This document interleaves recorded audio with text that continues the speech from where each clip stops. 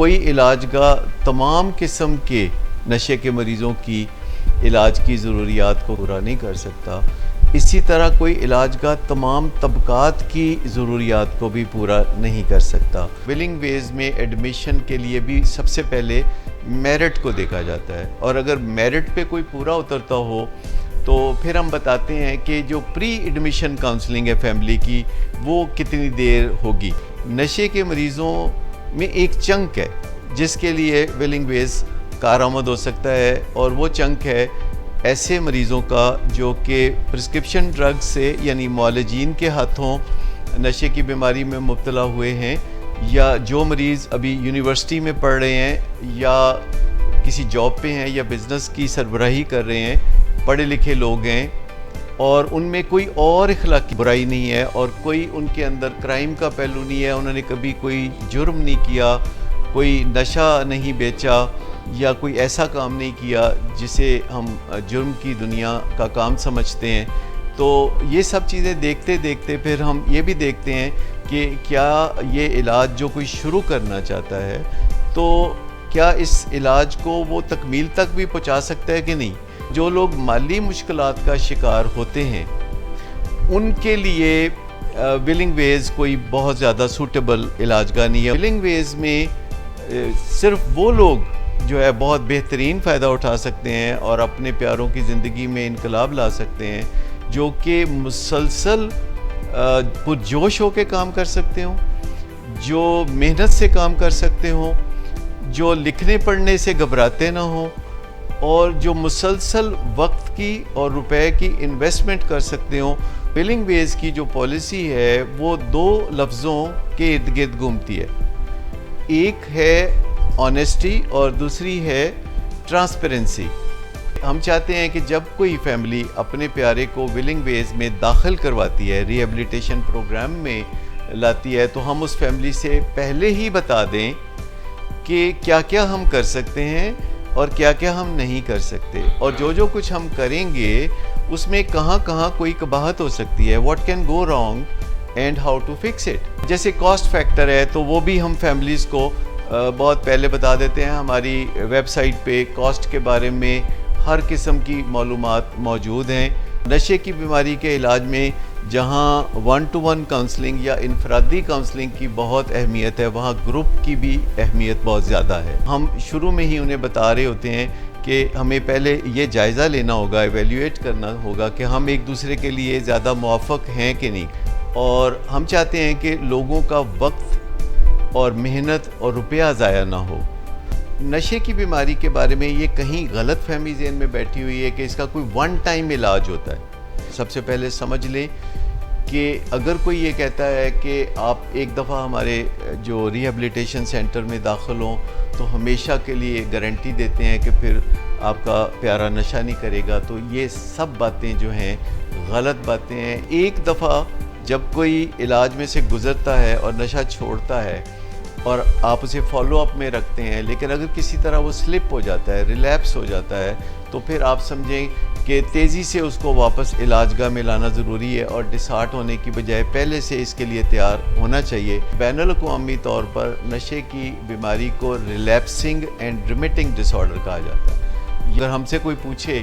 کہ علاج کتنے عرصے کا ہونا چاہیے تو ولنگ ویز کی سٹینڈرڈ پالیسی یہ ہے کہ 100 دن کا علاج پہلے انڈور میں ہوتا ہے اور پھر 2 سال کا علاج ہوتا ہے جو آؤٹ ڈور میں ہوتا ہے۔ ولنگ ویز کی پالیسی ہوتی ہے جو کہ نائڈا کے پرنسپلز ہیں۔ نائڈا امریکہ کی ایک سرکاری ادارہ ہے امریکہ کا،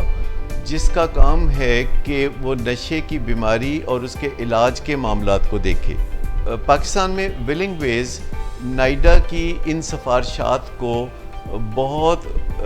عزت اور احترام کی نظر سے دیکھتا ہے اور فالو کرتا ہے، اور جو میڈیسن کا استعمال ہے نشے کی بیماری کے دوران، امریکہ کا جو ادارہ FDA ہے وہ اس کی طرف سے اپروول جو ہوتی ہے تو وہ ولنگ ویز کی پالیسی کے طور پر چلتی ہے۔ ایک بات تو یہ ہے کہ انڈور علاج ہے، تو پھر آؤٹ ڈور علاج بھی ہوتا ہے۔ اگر کچھ مریض اس کے لیے کوالیفائی کریں جو کہ بہت موٹیویٹڈ ہوں، خود اکیلے آ کے بات کریں اپنے علاج معالجے کے بارے میں، والدین سے آگے چل کے آئیں۔ کئی لوگ ہمارے پاس کمپریہنسو اسٹینڈرڈ ٹریٹمنٹ کے لیے آتے ہیں، کئی لوگ پریمیم ٹریٹمنٹ کے لیے آتے ہیں، کئی لوگ انٹینسیو ٹریٹمنٹ کے لیے آتے ہیں. یہ اپنی اپنی لوگوں کی چوائسیز ہوتی ہیں. لوگ ہمارے پاس خالی ڈیٹاکس کے لیے بھی آتے ہیں کہ جی ہمیں اور کچھ نہیں چاہیے، آپ ہمیں خالی ڈیٹاکسیفائی کر دیں، جس کے لیے کبھی 11 دن کا پروگرام اور کبھی 21 دن کا پروگرام زیادہ سوٹیبل ہوتا ہے. پھر بہت انٹینسیو پروگرام میں جو لوگ آنا چاہتے ہیں، بہت زیادہ موٹیویٹڈ ہوتے ہیں اور تعلیم و تربیت کے لیے تیار ہوتے ہیں، تو ان کے لیے 28 دن کا پروگرام ہوتا ہے جو کہ بہت ہی انٹینسیو پروگرام ہے. پھر ایک ماڈریٹلی انٹینسیو پروگرام ہے جو 42 ڈیز پروگرام ہے، جس میں مریضوں کو ایک ماڈریٹ رفتار سے آگے بڑھایا جاتا ہے. لیکن جو ہم ریکمینڈ کرتے ہیں پریمیم پروگرام جو 100 دن کا ہے، جس میں ڈیٹاکسیفیکیشن بھی شامل ہے، جس میں انٹینسیو پروگرام بھی شامل ہے، پھر ماڈریٹلی انٹینسیو پروگرام بھی شامل ہے، اور پھر ایک ریگولر ردم کے ساتھ دنیاوی علوم اور سکلز بھی سکھائی جاتی ہیں. مختلف سیلیبریٹیز آ کر مریضوں سے ملاقات کر کے بھی انہیں موٹیویٹ کرتی ہیں. جب بھی کسی مریض کا علاج شروع ہوتا ہے تو ہم ایک بنیادی طور پر ایک نمبر فکس کرتے ہیں کہ جب ہم علاج شروع کر رہے ہیں تو بینچ مارک کے طور پر نمبر یہ ہے. بہت دفعہ لوگ نشے کے مریضوں کو باہر پڑھنے کے لیے بھیج دیتے ہیں، تو کئی کام ہیں جنہیں ہم کہتے ہیں کہ نہیں کرنے کے کام. شیم وہ بنیادی پہلو ہے جو کہ ہم مریض کے اہل خانہ کو پہلے دن سے سبق دینا شروع کرتے ہیں کہ جب آپ کی شیم ہیل ہوگی تو آپ کے گھر کا مسئلہ سالو ہوگا. یہ اس طرح کی علاج گاہ نہیں ہے جہاں مریض کو داخل کر کے کہتے ہیں جی مہینے بعد ملنے آنا. اگر آپ دیکھیں تو پاکستان میں جتنے بھی ایڈکشن ٹریٹمنٹ سینٹرز ہیں ان کی روٹس آپ کو صداقت کلینک یا ولنگ ویز کے اندر نظر آئیں گی. 2 باتیں میں نے کبھی نہیں کی. ایک تو جو میں جانتا ہوں وہ چھپایا کبھی نہیں، اور دوسرا بات یہ ہے کہ میں نے کبھی بخل سے کام نہیں لیا. بظاہر لوگ سمجھتے ہیں کہ وہ تو بڑی تکلیف میں ہیں، لیکن جب ہم ان کی تکلیف کو دور کرتے ہیں تو جتنا اچھا وہ محسوس کرتے ہیں اس سے کئی گنا زیادہ اچھا ہم محسوس کرتے ہیں. ولنگ ویز جو کہ ذرا ہائی اینڈ ٹریٹمنٹ ماڈل ہے، اس پہ بتائیے کہ یہ جو سفر ہے 40 سال کا، اور پھر اس میں یہ جو بتدریج تبدیلی ہے اور مریض بھی صرف ایک نشہ نہیں کرتے، اس کو کیا ایک ہی ٹریٹمنٹ ماڈل سے یہ اس کے لیے ڈیفرنٹ سٹروکس فار ڈیفرنٹ فوکس؟ سب کو ایک ہی طرح سے علاج میں سے نہیں گزارا جا سکتا. ایک تو سمپل بات یہ ہے، دنیا میں ہر علاج گاہ کا ایک ایم ہوتا ہے یا ایک اس کی نیش ہوتی ہے کہ جس میں اس نے کام کرنا ہوتا ہے، اور اس طرح اگر کام کیا جائے گا تو اس سے نتائج بھی بہت بہتر آتے ہیں. جیسے کچھ ایسے پیشنٹس ہوتے ہیں جیسے اسٹریٹ ایڈکٹس ہیں یا جو جیل میں ہوتے ہیں اور نشے کے مریض ہوتے ہیں، تو ایسے لوگوں کے لیے کرمنل جسٹس سسٹم کی مدد سے علاج کی راہ ہموار کی جاتی ہے. دوسرا جو اسٹریٹ پہ لوگ ہوتے ہیں اور جن کو گھر سے نکال دیا جاتا ہے اور اسٹریٹ پہ رہتے رہتے وہ بہت زیادہ مشکل حالات سے دوچار ہو جاتے ہیں، تو ان کو موقع دیا جاتا ہے کہ کسی طریقے سے وہ ایسی علاج گاہ میں آئیں. ایک تو یہ چنک ہے. دوسرا جیسے پرسکرپشن ڈرگز ہیں یا کسی ڈاکٹر کی تجویز کردہ ادویات سے، جو کہ ڈاکٹر کئی موقع پہ ایسی ادویات تجویز کرتے ہیں جو اپنی فطرت میں نارکوٹکس ہوتی ہیں یا ٹرینکلائزر ہوتے ہیں. جب مریض اس تکلیف سے صحت مند ہو جاتا ہے جس کے لیے ڈاکٹر نے کوئی نارکوٹک یا ٹرینکلائزر دیا تھا تو اس کو چسکا پڑ جاتا ہے. ان کا علاج ایسے لوگوں کے ساتھ نہیں کیا جا سکتا کہ جو اسٹریٹ ایڈکٹس ہیں یا ڈرگ پشرز رہے ہیں یا جو جرائم میں ملوث رہے ہیں. کچھ ایسے لوگ ہیں جو کہ ڈوئل ڈس آرڈر کا شکار ہوتے ہیں، یعنی ان کو یا تو بائیپولر ڈس آرڈر یا شکیزوفرینیا یا کوئی موڈ ڈس آرڈر یا OCD یا کوئی انگزائٹی ڈس آرڈر ہوتا ہے، اور اس کی وجہ سے وہ سگریٹ اور پھر چرس اور پھر شراب اور نشوں کی طرف جاتے ہیں. ایسے لوگ جو کہ پیچھے کرمنل بیک گراؤنڈ نہیں رکھتے یا جو ڈرگ پشر نہیں ہوتے یا جو اسٹریٹ ایڈکٹ نہیں ہوتے، تو اور ان کے علاج کے لیے ولنگ ویز میں بہت اچھی جو علاج کی سہولتیں ہیں وہ موجود ہیں، اور جو ڈاکٹرز کی پرسکرپشن سے نشے کے مریض بنتے ہیں ان کے لیے بھی یہاں پہ ایک بہترین ماحول میں علاج ممکن ہوتا ہے. ایک بنیادی پہلے میں اصول آپ کو بتا دوں کہ جو ایڈکشن ٹریٹمنٹ سینٹرز ہوتے ہیں وہاں جو پاپولیشن ہے وہ جتنی ہوموجینس ہوگی، یعنی ایک دوسرے کے ساتھ جتنا وہ ملتے جلتے مریض ہوں گے ان کے علاج میں اتنی آسانی ہوگی، اور وہ ایک دوسرے کے تجربات سے آئیڈینٹیفائی کر سکیں گے اور ایک دوسرے کے حالات سے آگاہی کے بعد فائدہ بھی اٹھا سکیں گے۔ زیادہ سے زیادہ 24 مریض ہونے چاہیے اور ولنگ ویز میں 18 مریضوں کا علاج ہوتا ہے، اور باقی پھر ہم کیو میں رکھتے ہیں ان لوگوں کو جو علاج میں آنا چاہتے ہیں۔ تو انڈور میں آنے سے پہلے ان کے ساتھ ہم آؤٹ ڈور میں کچھ کام کرتے رہتے ہیں، اور جو ہی کوئی بیڈ اویلیبل ہوتا ہے، کوئی کمرہ اویلیبل ہوتا ہے ولنگ ویز میں، تو پھر ہم ان کو یعنی انڈور علاج میں آنے کی دعوت دیتے ہیں۔ جس طرح ہم نے پہلے کچھ تقسیم کی کہ کوئی علاج گاہ تمام قسم کے نشے کے مریضوں کی علاج کی ضروریات کو کیٹر نہیں کر سکتا، پورا نہیں کر سکتا، اسی طرح کوئی علاج گاہ تمام طبقات کی ضروریات کو بھی پورا نہیں کر سکتا۔ مثال کے طور پر اگر ایک ہی علاج گاہ میں پڑھے لکھے مریض بھی ہوں اور ان پڑھ بھی مریض ہوں تو پھر تھوڑا مشکل پیش آئے گی۔ بھلا کیوں؟ ہم نے اگر ٹیکہ لگانا ہے یا گولی دینی ہے، دوا دینی ہے، تو باڈی کیا جانے کہ کون پڑھا لکھا ہے اور کون نہیں پڑھا لکھا؟ اچھا، یہ آدھی سے بھی کم علاج کی بات آپ کر رہے ہیں جس میں کوئی گولی دی جاتی ہے یا ٹیکہ لگایا جاتا ہے یا کوئی اس طرح کا معاملہ ہوتا ہے۔ زیادہ تر نشے کی بیماری میں علاج جو ہے وہ بات چیت کے ذریعے ہوتا ہے، کاؤنسلنگ کے ذریعے ہوتا ہے، اور اس میں جب ہم گروپ کی سیٹنگ میں بات کر رہے ہوتے ہیں تو وہ بہت مشکلات ہو سکتی ہیں کہ اگر پڑھے لکھے بھی موجود ہوں اور ان پڑھ بھی موجود ہوں تو پھر آپ کو دونوں کی ضروریات کو فوکس کرنے میں تھوڑی دشواری ہوتی ہے۔ ذہانت، تعلیمی استعداد اور فہم و فراست کے پہلو یہ بھی بہت ضروری ہوتے ہیں۔ ذہنی صحت جن کی صحیح ہوتی ہے اور جن کی ذہنی صحت صحیح نہیں ہوتی، جن کو ڈیلوژنز ہو رہے ہیں یا جن کو ہیلوسینیشنز ہو رہی ہیں، اور کوئی لوگ جو ہیں وہ ذہنی طور پر بالکل نارمل ہیں، تو ان کو اکٹھے لے کے گروپ کی سیٹنگ میں بات چیت کرنے میں دشواریاں ہوتی ہیں۔ اور نشے کی بیماری کے علاج میں جہاں 1-to-1 کاؤنسلنگ یا انفرادی کاؤنسلنگ کی بہت اہمیت ہے، وہاں گروپ کی بھی اہمیت بہت زیادہ ہے۔ ایک تو ہمیں وہی ہوموجینس کراؤڈ چاہیے جو ایک جیسے ملتے جلتے ہوں زیادہ تر، اور جن میں بہت زیادہ فرق نہ ہو۔ اور اس میں ایک پہلو یہ بھی ہے کہ اگر کوئی نشہ بیچنے والا ہے اور وہ ایسی جگہ علاج گاہ میں آ جاتا ہے جہاں وہ مریض ہیں جو ظاہر ہے نشہ خریدتے رہے ہیں، تو ان کے درمیان مستقبل کا ایک ایسا الائنس بن سکتا ہے جو کہ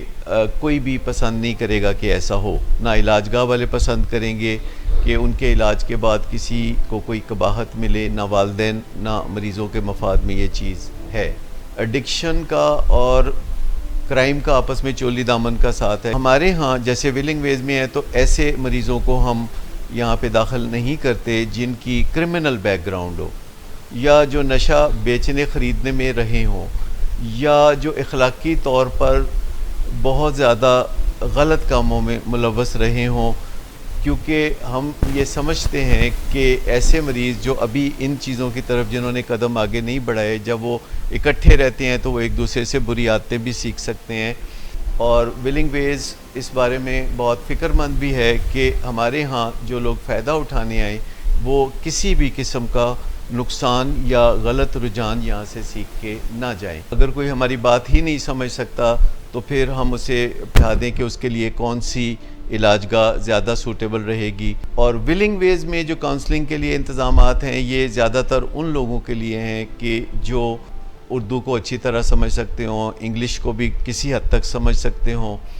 اور وہ ہمارے ساتھ تبادلہ خیالات کرنے میں مشکل محسوس نہ کرتے ہوں۔ جو کوئی جتنا بھی سائنٹیفک نظریات رکھتا ہے تو وہ اتنا زیادہ فائدہ اٹھا سکتا ہے۔ اگرچہ اس میں ایسا تو نہیں ہے کہ جو ضعیف الاعتقاد ہو تو وہ ولنگ ویز میں نہیں آ سکتا، لیکن اگر تعلیم کے معاملے میں، کمیونیکیشن سکلز کے معاملے میں ایک خاص درجے سے کوئی نیچے ہو تو پھر ولنگ ویز میں ہم سمجھتے ہیں کہ ہم اس کے لیے زیادہ موافق نہیں ہیں۔ اور ایسے لوگوں کے لیے ہم جو سوٹیبل علاج گاہ ہوتی ہے کسی پیشنٹ کے لیے، اگر کوئی ہمارے پاس آتا ہے تو ہم ان کا رابطہ ادھر کروا دیتے ہیں۔ ولنگ ویز میں ہم پہلے اس طرح کی بات کر لیتے ہیں کہ اگر ابھی تک آپ کو سائنٹیفک علاج پہ بھروسہ نہیں ہے تو آپ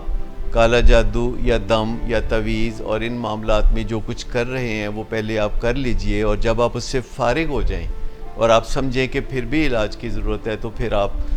ولنگ ویز میں آتے ہیں. تو ولنگ ویز میں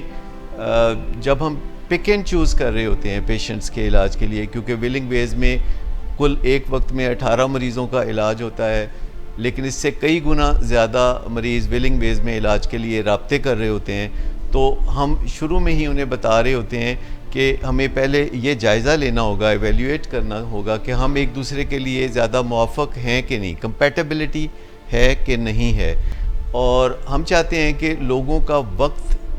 اور محنت اور روپیہ ضائع نہ ہو، کیونکہ ولنگ ویز کا یہ دعویٰ نہیں ہے کہ وہ ہر نشے کے مریض کے لیے کارآمد ہو سکتا ہے. نشے کے مریضوں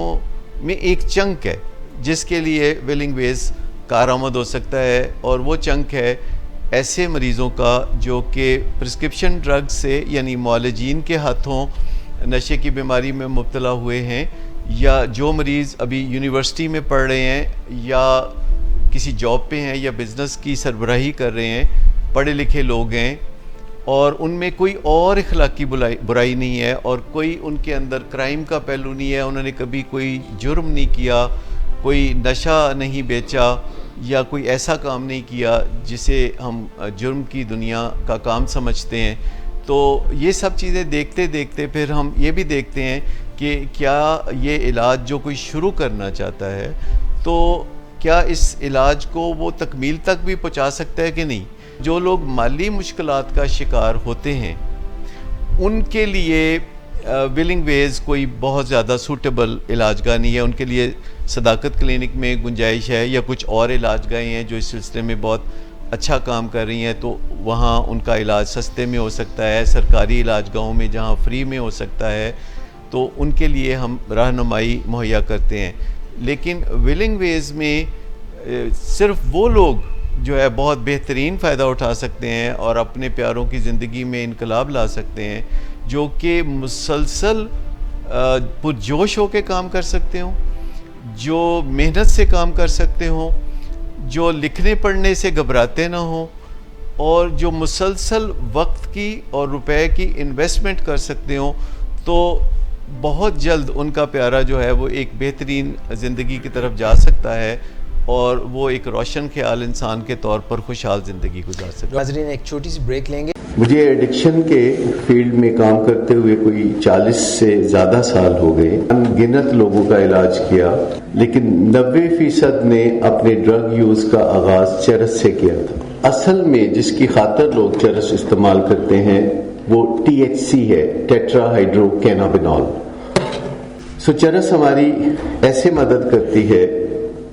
کہ جو چیز ہمیں کم محسوس ہوتی ہے وہ ہم زیادہ محسوس کر سکتے ہیں. چرس کا جو بنیادی اثر ہے وہ 3 دن چلتا ہے.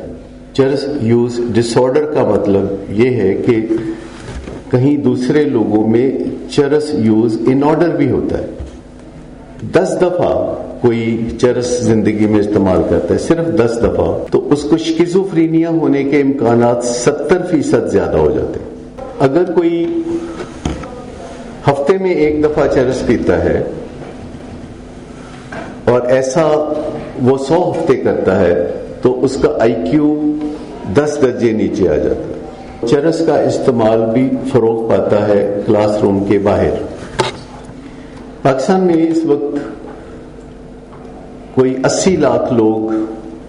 ایڈکشن میں مبتلا ہے. چرس کے حوالے سے جو دشواریاں ہوتی ہیں وہ 2 طرح کی ہوتی ہیں. ایک ہے کہ اگر آپ کا چرس یوز ان آرڈر ہے تو آپ کو دشواریاں ہوں گی جو پسماندگی کی طرف لے جانے والی ہے، اور اگر آپ چرس یوز ڈس آرڈر کی طرف چلے گئے تو آپ کو جو دشواریاں ہوں گی وہ تباہی کی طرف لے جانے والی ہوں گی. چرس کے معاملے میں جب والدین یہ پتہ کرتے ہیں کسی طرح سے کہ ہمارا بچہ چرس پی رہا ہے تو وہ بعض اوقات انہیں بڑا ریلیف ہوتا ہے کہ کوئی بات نہیں، چرس ہی پی رہا ہے ہمارا بچہ، کوئی ہیروئن تو نہیں پی رہا. کہیں نہ کہیں ہمیں مدد کی ضرورت ہوتی ہے اپنے موڈ کو سیدھا رکھنے کے لیے، اور ہمیں آسان ترین طریقہ یہ نظر آتا ہے کہ ہم سگریٹ پی لیں یا سگریٹ سے بات نہ بنے تو آگے چل کے ہم چرس پی لیں. نشے کی بیماری کے بارے میں یہ کہیں غلط فہمی ذہن میں بیٹھی ہوئی ہے کہ اس کا کوئی ون ٹائم علاج ہوتا ہے. سب سے پہلے سمجھ لیں کہ اگر کوئی یہ کہتا ہے کہ آپ ایک دفعہ ہمارے جو ریہیبلیٹیشن سینٹر میں داخل ہوں تو ہمیشہ کے لیے گارنٹی دیتے ہیں کہ پھر آپ کا پیارا نشہ نہیں کرے گا، تو یہ سب باتیں جو ہیں غلط باتیں ہیں. ان کے کوئی ایویڈنس نہیں ہے، کوئی سائنٹیفک بنیادیں اس میں نہیں ہیں. یہ پرائمری کرونک بیماری ہے اور اس میں شروع میں ریلیپس کا ہونا صرف یہ ظاہر کرتا ہے کہ کوئی کمی کمزوری رہ گئی تھی، اور جب ایک علاج کے بعد مریض دوبارہ نشہ کرتا ہے تو اس کا مطلب نہیں کہ پچھلے کیے کرائے پہ پانی پھر گیا ہے. اگر آپ فوری طور پر اسے دوبارہ علاج میں ڈال دیتے ہیں تو وہ بہت تیزی سے آگے کا سفر شروع کر دیتا ہے. لیکن اگر بیچ میں 1-2 سال اسے نشہ کرنے دیتے ہیں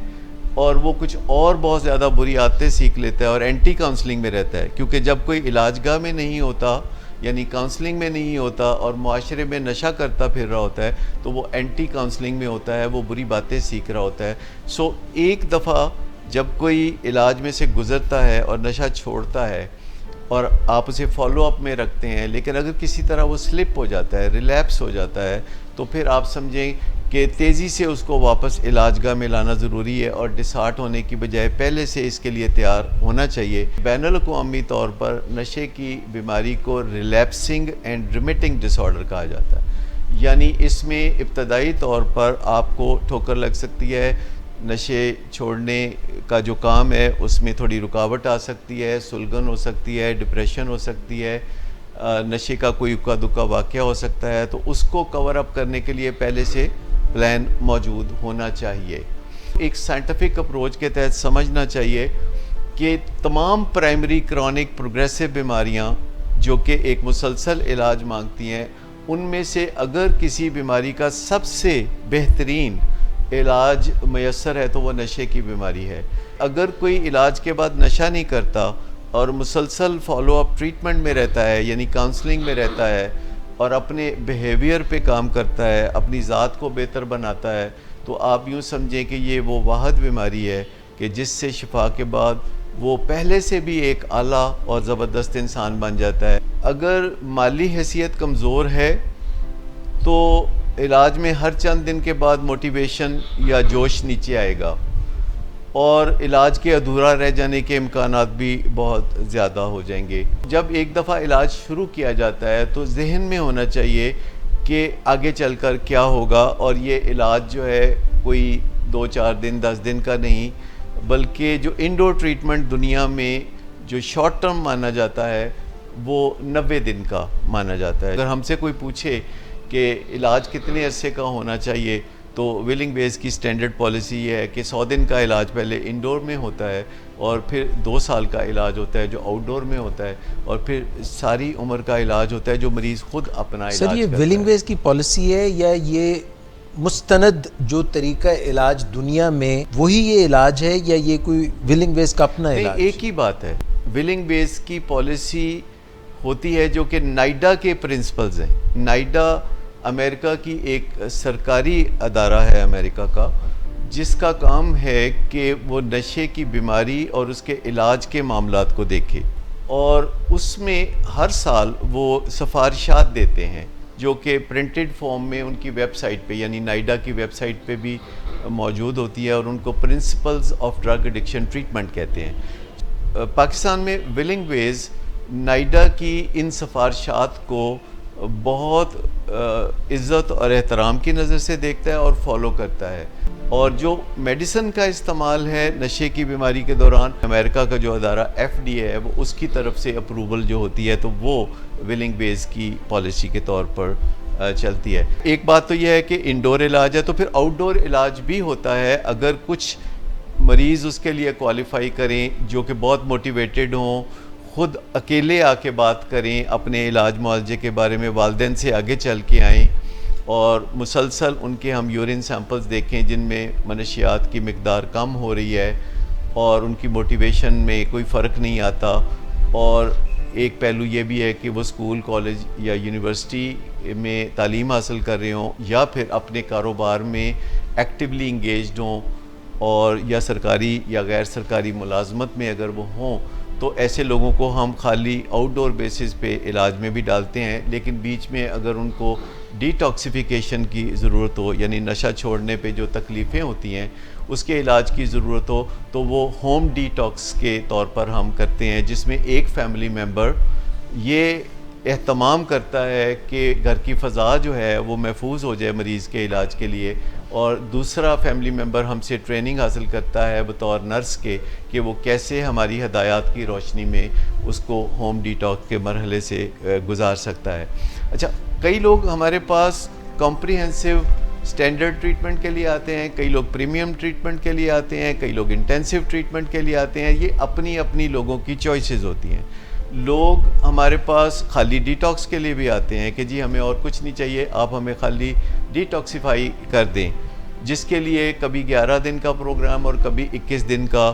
پروگرام زیادہ سوٹیبل ہوتا ہے. پھر بہت انٹینسو پروگرام میں جو لوگ آنا چاہتے ہیں، بہت زیادہ موٹیویٹڈ ہوتے ہیں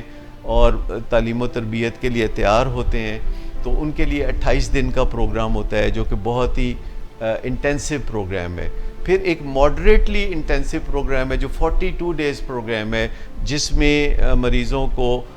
ایک ماڈریٹ رفتار سے آگے بڑھایا جاتا ہے. لیکن جو ہم ریکمینڈ کرتے ہیں پریمیم پروگرام جو 100 دن کا ہے، جس میں ڈی ٹاکسیفیکیشن بھی شامل ہے، جس میں انٹینسو پروگرام بھی شامل ہے، پھر ماڈریٹلی انٹینسو پروگرام بھی شامل ہے، اور پھر ایک ریگولر ردم کے ساتھ دنیاوی علوم اور سکلز بھی سکھائی جاتی ہیں. جیسے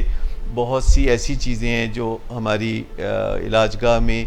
مریضوں کو سیکھنے کا موقع ملتا ہے، جیسے 7 habits of highly effective people ہے، یا ایگزیکٹو سکلز ہیں، یوگا یا اس طرح کی. پھر مریضوں کے علاج معالجے میں مساج تھراپی یا میوزک تھراپی یا ان چیزوں کا بھی ہم اہتمام کرتے ہیں اگر مریض کوئی ایکسٹرا کریکولر ایکٹیویٹی میں حصہ لینا چاہتے ہیں. مختلف سیلیبریٹیز آ کر مریضوں سے ملاقات کر کے بھی انہیں موٹیویٹ کرتی ہیں. یوزلی فیملیز جب آتی ہیں تو ان کا ایک کویشچن ہوتا ہے کہ ہمارا بچہ تو صرف الکوہول لیتا ہے، یا یہ تو صرف ٹرینکولائزرز لیتا ہے، یا صرف ہیش لیتا ہے، اور آپ کے پاس ڈفرینٹ پیشنٹس ہوں گے، ہیروئن کے بھی ہوں گے، کرسٹل میتھ کے، کوکین کے، تو اس کو تو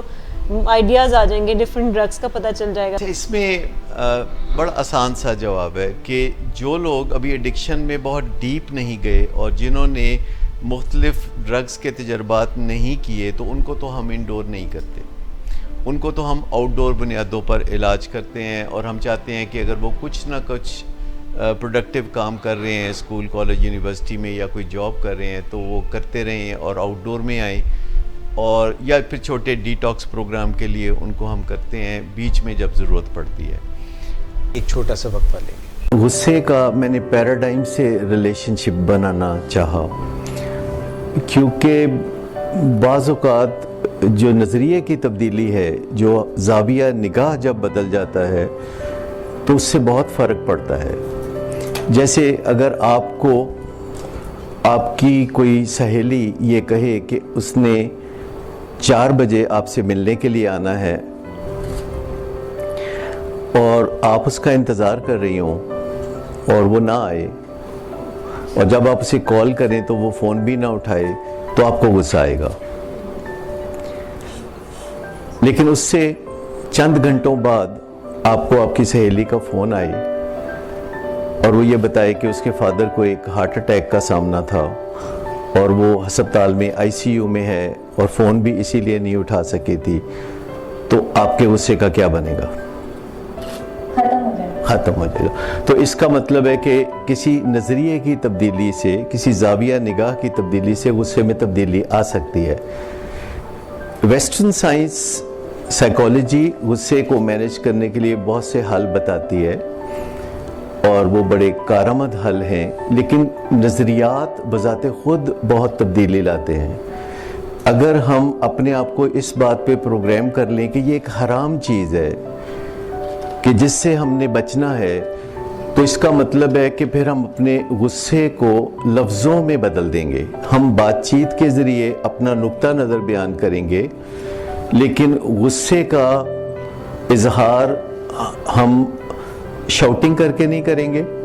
ہم ہاتھ اٹھا کے نہیں کریں گے, ہم گن اٹھا کے نہیں کریں گے, ہم کسی کی بے عزتی کر کے نہیں کریں گے. ہم اپنے جذبات کی بات کریں گے کہ جیسے مجھے اس بات پہ بہت غصہ ہے اور میں غصے سے بے-پھر رہا ہوں یا میں غصے سے بے قابو ہو رہا ہوں اور میرا دل چاہ رہا ہے کہ میں زور سے بولوں یا میرا دل چاہ رہا ہے کہ میں ایون آپ پہ ہاتھ اٹھاؤں, لیکن جب تک آپ باتوں تک محدود رہیں گے اور احترام کو ملحوظ خاطر رکھیں گے, جب تک آپ گلہ شکوہ کرتے رہیں گے اور گالی نہیں دیں گے, جب تک آپ ہاتھ نہیں اٹھائیں گے, تو تب تک بات بگڑے گی نہیں. Welcome back. جو لوگ انڈور میں آتے ہیں تو وہ ہوتے ہی سب وہ ہیں جو کہ کافی سالوں سے ایڈکشن کی بیماری میں مبتلا ہیں, اسکول کالج یا یونیورسٹی سے ڈراپ آؤٹ ہو چکے ہیں, کام کاج کو بھی چھوڑ چکے ہیں یا شام 4 بجے کام پہ جاتے ہیں اور 4:30 بجے واپس آ جاتے ہیں. ولنگ ویز میں ایڈمیشن کے لیے بھی سب سے پہلے میرٹ کو دیکھا جاتا ہے, اور اگر میرٹ پہ کوئی پورا اترتا ہو تو پھر ہم بتاتے ہیں کہ جو پری ایڈمیشن کاؤنسلنگ ہے فیملی کی وہ کتنی دیر ہوگی. ہم چاہتے ہیں کہ جب کوئی فیملی اپنے پیارے کو ولنگ ویز میں داخل کرواتی ہے, ری ایبلیٹیشن پروگرام میں لاتی ہے, تو ہم اس فیملی سے پہلے ہی بتا دیں کہ کیا کیا ہم کر سکتے ہیں اور کیا کیا ہم نہیں کر سکتے, اور جو کچھ ہم کریں گے اس میں کہاں کہاں کوئی قباحت ہو سکتی ہے, what can go wrong and how to fix it. کیونکہ یہ باتیں جو انکہی باتیں ہیں جو عام طور پر لوگ کرنا پسند نہیں کرتے, پر ولنگ ویز کی جو پالیسی ہے وہ 2 لفظوں کے ارد گرد گھومتی ہے. ایک ہے آنیسٹی اور دوسری ہے ٹرانسپیرنسی, یعنی ایمانداری اور شفافیت. اور اگر ہم سے کوئی پوچھتا ہے کسی سوال کا جواب, یا ہمیں لگتا ہے کہ اسے یہ سوال پوچھنا چاہیے, تو ہم پہلے ہی جواب دینے پر اپنے آپ کو آمادہ کرتے ہیں, چاہے اس سے ہماری کوئی کمی کمزوری ظاہر ہو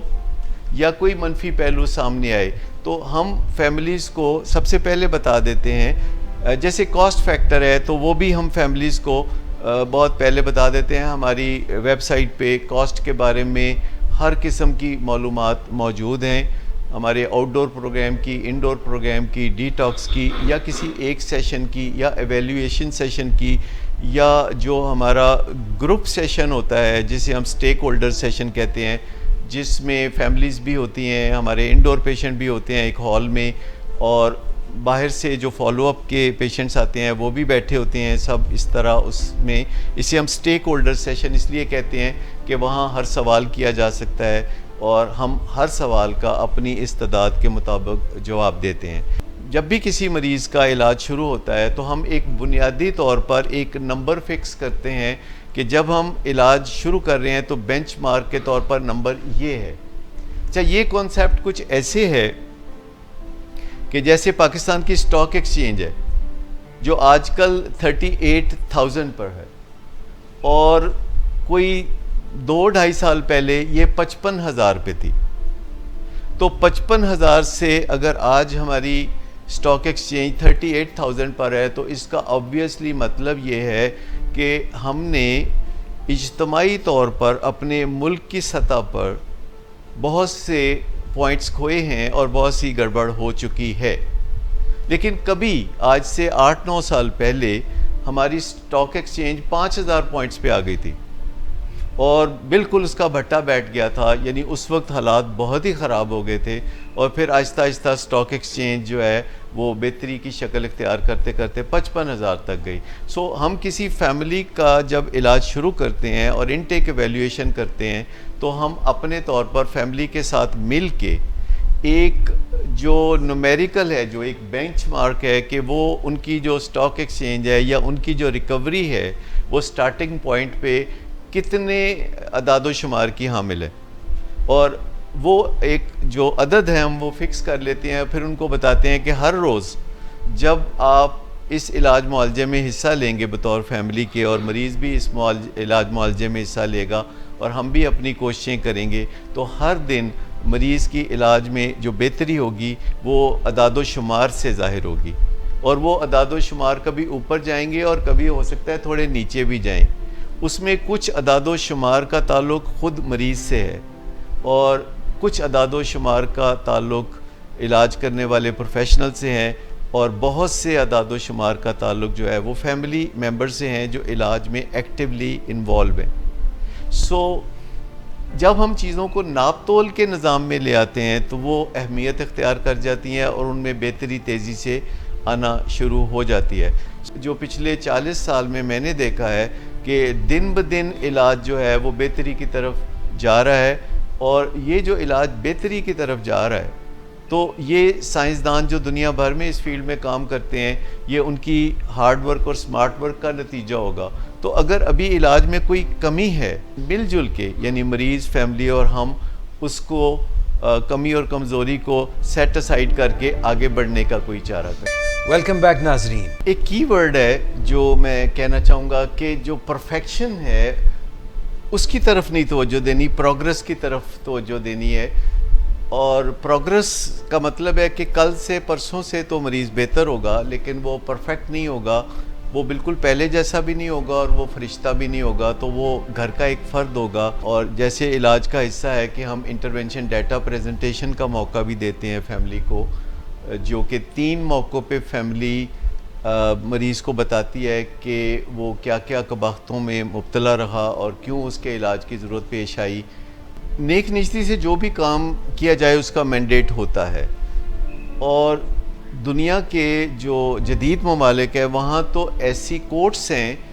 جو کہ مریضوں کے علاج کی راہ ہموار کرنے کے لیے بنائی جاتی ہیں. یعنی لوگ ان کورٹس سے رابطہ کرتے ہیں, کورٹس جو ہے میرٹس کو دیکھتا ہے اور پھر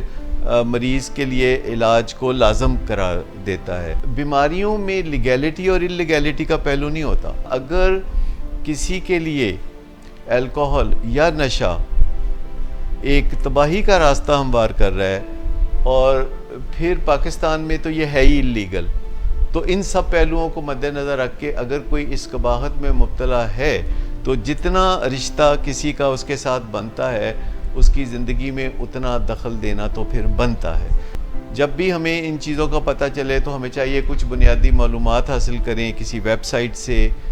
یا گوگل پہ اپنا مسئلہ لکھیں, یا ولنگ ویز کے پیج پہ آئیں تو آپ کو بہت سی ویڈیوز مل جائیں گی جن سے آپ کو انڈرسٹینڈنگ ہوگی کہ اس مسئلے کو کیسے حل کرتے ہیں. اور اس کے بعد اپنے پیارے سے جب بھی بات کریں آپ نیوٹرل انداز میں as a matter of fact بات کرتے ہیں, عزت سے بات کرتے ہیں اور تھوڑی بات کرتے ہیں, لیکن دن میں کئی دفعہ بات کرتے ہیں. اور لالچ دے کے کہ ہم تمہیں گاڑی لے دیں گے تو تم نشہ چھوڑ دو گے, یا ہم تمہیں اتنے پیسے دیں گے تو تم نشہ چھوڑ دو گے, یا سب سے بڑی بات کہ تمہیں ہم علیحدہ کر دیتے ہیں, تو اس کا مطلب ہے کہ پھر نشہ کرنے کی تو چھٹی ہے. بہت دفعہ لوگ نشے کے مریضوں کو باہر پڑھنے کے لیے بھیج دیتے ہیں, تو کئی کام ہیں جنہیں ہم کہتے ہیں کہ نہیں کرنے کے کام. بالکل ٹھیک ہے, اور ہم ایک بریک لیں گے. لو ایڈکشن, ڈرگس, بریک اپ, یہ یونیورسٹی کی فضا میں اکثر دیکھنے میں آتا ہے. یونیورسٹی میں کوئی اسٹوڈنٹ ہے, اس کو ایڈکشن کا سامنا ہے, ہیروئن ایڈکشن کا سامنا ہے, اور وہ پی ایچ ڈی کر رہا ہے اسٹوڈنٹ, اور وہ پی ایچ ڈی کتنے بھی اعلیٰ درجے میں کر لے یا جو بھی کوالیفیکیشن وہ حاصل کرنا چاہ رہا ہے وہ جتنے بھی اعلیٰ درجے میں حاصل کر لے, لیکن اگر اس کی ایڈکشن نہیں چھوٹے گی تو اس کی پی ایچ ڈی کسی کام کی نہیں. اصل میں جس کی خاطر لوگ چرس استعمال کرتے ہیں وہ ٹی ایچ سی ہے, ٹیٹرا ہائیڈرو کینابینول. چرس کا جو بنیادی اثر ہے وہ 3 دن چلتا ہے. چرس یوز ڈس آرڈر کا مطلب یہ ہے کہ کہیں دوسرے لوگوں میں چرس یوز ان آرڈر بھی ہوتا ہے. اور ایگزیکٹو سکلز دنیا میں سب سے قیمتی سکلز ہیں. یہ مینیجریل سکلز ہیں, یہ لیڈرشپ سکلز ہیں, یہ دوسروں سے کام لینے کی سکلز ہیں, یہ دوسروں کو انسپائر کرنے کی سکلز ہیں. اور جب ہم ایگزیکٹو سکلز کو نہیں سیکھ پاتے تو ہمارا موڈ خراب ہوتا ہے, ہمارا مزاج خراب ہوتا ہے. جب ہم اپنی زندگی کا نظام اچھی طرح نہیں چلا سکتے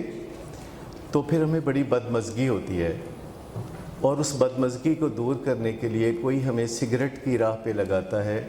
کوئی ہمیں چرس کا تعارف کروا دیتا ہے, کوئی کہتا ہے کہ الکوہل بڑے لوگ ہونے کی نشانی ہے, یہ اشرافیہ کی نشانی ہے.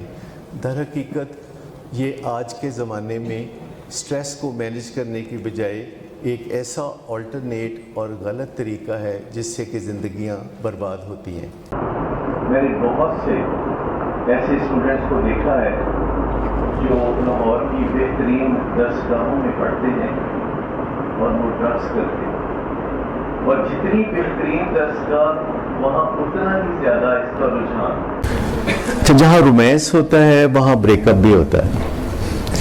اور جب بریک اپ ہوتا ہے تو پھر سگریٹ پینے کو دل کرتا ہے, پھر دوبارہ بریک اپ ہوتا ہے تو چرس پینے کو دل کرتا ہے, پھر سے بریک اپ ہوتا ہے تو پھر ہیروئن تک بات پہنچتی ہے. But I am here to tell you کہ ایڈکشن میں کوئی فیوچر نہیں ہے. سبھی فیملیز میں یہ جو شیم کا ایلیمنٹ ہے یہ سب سے مضر اثرات ڈالتا ہے کسی پیارے کی نشے کی بیماری پر. شیم وہ بنیادی پہلو ہے جو کہ ہم مریض کے اہل خانہ کو پہلے دن سے سبق دینا شروع کرتے ہیں کہ جب آپ کی شیم ہیل ہوگی تو آپ کے گھر کا مسئلہ سالو ہوگا, کیونکہ آپ سمجھتے ہیں کہ یہ مسئلہ صرف ہمارے ساتھ ہے, کیونکہ دوسرے لوگ بھی اس کو اسی شد و مت سے چھپا رہے ہوتے ہیں جس طرح ہم چھپا رہے ہوتے ہیں. اگر کوئی کسی فیملی کی شیم ہیل ہو جائے تو ان کا مریض دن دگنی رات چوگنی ترقی کرتے ہوئے نشے سے نجات حاصل کرے گا. ویلنگ ویز میں ہر مریض کا ایک لیڈ کونسلر ہوتا ہے, کیونکہ ویلنگ ویز میں جتنے مریض زیر علاج ہوتے ہیں اس سے زیادہ تعداد میں سائیکالوجسٹ اور کاؤنسلرز کام کر رہے ہوتے ہیں. جو لیڈ کاؤنسلر ہوتا ہے وہ انفرادی ضروریات کا خیال رکھتا ہے, اور جو گروپ کاؤنسلر ہوتا ہے وہ گروپ کاؤنسلنگ کرتے ہوئے بھی اس کے ذہن میں ہوتا ہے کہ اگر اس کے سامنے 18 مریض یا 12 مریض کی کوئی گروپ بیٹھا ہے تو اسے چونکہ پتہ ہوتا ہے کہ کس کی پرٹیکولر نیڈز کیا ہیں, تو وہ ایک ساتھ کام کرتے ہوئے بھی انفرادی ضروریات کو مد نظر رکھتا ہے, اور انفرادی طور پر کام کرتے ہوئے تو فوکس خاص طور پر اس چیز پہ کیا جاتا ہے کہ جو کسی مریض کی خاص نیڈز ہیں. اور جس طرح مریض ہمارے پاس 100 دن کے لیے رہتے ہیں تو اہل خانہ بھی 100 دنوں میں سے ہر دن آتے ہیں, اپنے مریض سے ملتے ہیں اور اپنے حصے کی کاؤنسلنگ میں حصہ لے کے جاتے ہیں. یہ اس طرح کی علاج گاہ نہیں ہے جہاں مریض کو داخل کر کے کہتے ہیں جی مہینے بعد ملنے آنا. تو یہاں کوئی مریض اگر آج داخل ہوگا تو اگلے دن اس کی ملاقات اپنے اہل خانہ سے ہوگی. مجھے 20 سال ہوئے ویلنگ ویز سے وابستہ ہوئے, اور ان 20 سالوں میں ہزاروں لوگوں سے ٹیلی فون پر باتیں اور پھر ملاقاتوں کا موقع ملا. بے شمار وہ لوگ تھے جو علاج میں آئے, اور میں نے یہ آبزرو کیا کہ کامیابی پانے والے لوگوں کی کچھ خاص نشانیاں ہیں جن کا ذکر ڈاکٹر صداقت علی اکثر کرتے ہیں. یہ لوگ وہ ہوتے ہیں جو ویلیو کرتے ہیں لرننگ کو, جو انویسٹ کرنا چاہتے ہیں پیسوں کو, جو ٹائم کو بھی انویسٹ کر سکتے ہیں, اور سب سے بڑھ کے پھر کنسسٹنٹ ہوتے ہیں اور انتظار بھی کر سکتے ہیں نتائج کا. ہمیں ضرور سوچنا چاہیے کہ جو گمبھیر مسئلے ہوتے ہیں ان کے لیے ہارڈ ورک بھی چاہیے, اسمارٹ ورک بھی چاہیے, انویسٹمنٹ بھی چاہیے, وقت کی بھی اور روپے کی بھی. شروع میں جب کوئی نشے کے علاج میں سے گزرتا ہے, چاہے انڈور میں گزرے چاہے آؤٹ ڈور میں گزرے, تو فیملی کو فوائد پہلے پہنچتے ہیں اور مریض کو فوائد بعد میں پہنچتے ہیں, کیونکہ مریض نشہ جب چھوڑتا ہے تو وہ اس مزے سے محروم ہوتا ہے, اور پھر آہستہ آہستہ وہ اچھی زندگی کے جو ریچولز اپناتا ہے تو اس کو نئے سرے سے مزہ آنا شروع ہوتا ہے, جبکہ فیملی کو اسی دن سے مزہ آنا شروع ہو جاتا ہے جس دن مریض ریہیبلیٹیشن پروگرام میں آ جاتا ہے, اور فیملی کو رات کو اٹھ کے مریض کو نہیں دیکھنا پڑتا. اہل خانہ کو علاج کے بارے میں عملی اقدامات کرنے سے پہلے علاج گاہ کو اندر سے باہر سے اچھی طرح دیکھنا چاہیے. جن مریضوں کا پہلے سے علاج ہو رہا ہے ان کے علاج کو بغور اپنی آنکھوں سے دیکھنا چاہیے. پھر جو پروفیشنلز ہیں, ڈیفرنٹ پروفیشنلز ہیں, ان سے ملاقات کرنی چاہیے. اور میرا خیال ہے کہ داخلے سے پہلے علاج گاہ میں آنا اور علاج کرنے والوں سے ملنا جلنا ایک اچھے علاج کی راہ ہموار کرتے ہیں. بے پناہ لوگ ہیں جو مریض کی حیثیت سے آئے, انہوں نے نشے سے نجات پائی اور اب میرے وہ ذاتی دوست ہیں. ویلنگ ویز میں ایک بڑی ٹیم ہے, یہ ایسی ٹیم ہے جو کہ ایک شاندار تعلیمی کیریئر کی حامل ہوتی ہے. 40 سال میں میں نے, آپ یوں سمجھیں کہ اچھے لوگوں کا جو اجتماع ہے اس پہ بھرپور توجہ دیا ہے. یعنی میری نظر میں ہمیشہ جب بھی کہیں کوئی مجھے شخص نظر آتا ہے جو مجھے لگتا ہے کہ ولنگ ویز میں بہترین کردار انجام دے سکتا ہے تو میں کسی نہ کسی طرح اسے ولنگ ویز میں اٹریکٹ کرتا ہوں. اگر آپ دیکھیں تو پاکستان میں جتنے بھی ایڈکشن ٹریٹمنٹ سینٹرز ہیں ان کی روٹس آپ کو صداقت کلینک یا ولنگ ویز کے اندر نظر آئیں گی. تقریباً 50 کے قریب تو میں ذاتی طور پر جانتا ہوں ایڈکشن ٹریٹمنٹ سینٹرز کو جو ان لوگوں نے کھولے اور اچھی طرح چلائے اور اچھا کام کیا, جو لوگ میرے ساتھ کام کرتے رہے اور میرا ان کے ساتھ بڑا ایک محبت کا رشتہ برقرار رہتا ہے, اور ان کو اپنے کام کاج میں کبھی بھی کوئی مشکل پیش آئے تو وہ بلا تکلف مجھ سے رابطہ کرتے ہیں. 2 باتیں میں نے کبھی نہیں کی, ایک تو جو میں جانتا ہوں وہ چھپایا کبھی نہیں, اور دوسرا بات یہ ہے کہ میں نے کبھی بخل سے کام نہیں لیا, اور میں اپنی سکلز کو ہر روز بہتر چونکہ بناتا رہتا ہوں تو مجھے اس بارے میں پھر انسیکیورٹیز نہیں ہوتی. بظاہر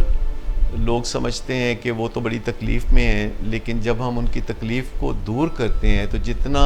اچھا وہ محسوس کرتے ہیں اس سے کئی گنا زیادہ اچھا ہم محسوس کرتے ہیں. ہمارے تمام سینٹرز میں ہر سلاٹ پہ ایک صحیح آدمی ہے. یہاں سائیکیٹرسٹ موجود ہیں جو ڈوئل ڈس آرڈر میں مدد کرتے ہیں, یہاں سائیکالوجسٹ موجود ہیں جو ایڈکشن سے نجات میں مدد کرتے ہیں, یہاں پہ میڈیکل اسپیشلسٹ یعنی FCPS میڈیسن جو میڈیکل اسپیشلسٹ ہیں ڈیٹاکس وہ کرتے ہیں. ہر وقت آن کال ڈاکٹرز ہوتے ہیں تاکہ مریض کو کسی وقت بھی کوئی تکلیف ہو تو ڈاکٹر اس کو میسر ہو. علاج ایک بہترین آپشن ہے. آپ یوں سمجھیں کہ اگر علاج پہ 1 روپیہ خرچ ہوتا ہے تو علاج نہ کرنے سے 100 روپے برباد ہوتے ہیں, اور علاج کے حوالے سے اگر کوئی کسی کے دل میں کوئی نہ کوئی شکوک و شبہات ہو تو انہیں دور کیا جا سکتا ہے. جیسے کئی دفعہ لوگ ہمارے پاس آتے ہیں جب وہ علاج کی بات کرتے ہیں اور انہیں بتایا جاتا ہے کہ علاج پہ اس طرح کے اخراجات ہوں گے تو ان کا پہلا جواب ہوتا ہے کہ یہ تو بہت زیادہ ہیں, یہ تو بہت ایکسپینسو ہے. تو ہم ان کو پھر اس بات کا جواب اس طرح دیتے ہیں کہ اگر اس علاج کے نتیجے میں آپ کا پیارا نشے سے نجات حاصل کر کے پراسپیرٹی کی راہ پہ چلتا ہے تو کیا تب بھی یہ علاج مہنگا ہے؟ تو وہ کہتے ہیں کہ پھر تو یہ علاج بالکل بھی مہنگا نہیں ہے اور پھر یہ بالکل بھی ایکسپینسو نہیں ہے. تو ہم کہتے ہیں تو اصل مسئلہ یہ ہے کہ آپ کو اعتماد نہیں ہے کہ یہ علاج کامیاب ہوگا. کہتے ہیں ہاں یہی بات ہے. تو ہم کہتے ہیں کہ پھر آپ یہ مت کہیے کہ علاج مہنگا ہے, بلکہ آپ اس جانب اپنی توجہ کیجئے کہ آپ کا ٹرسٹ کیسے بحال ہو سکتا ہے. آپ وہ سوال ہم سے کیجئے جن کے جوابات سے آپ مطمئن ہوں, آپ ایویڈنس مانگیے تو ہم آپ کو یقین دلا سکتے ہیں کہ آپ کی محنت, روپیہ اور وقت جو ہے وہ رائے گاہ نہیں جائے گا. تو اس پہلو سے جب زیادہ تر لوگوں سے ہم بات کرتے ہیں اور بات چیت آگے بڑھتی ہے تو 1 روپیہ خرچ کرنے سے پہلے ان کا سفر اعتماد اور کانفیڈنس کی جانب بڑھنے لگتا ہے. ڈاکٹر صداقت علی, آپ کا بہت شکریہ.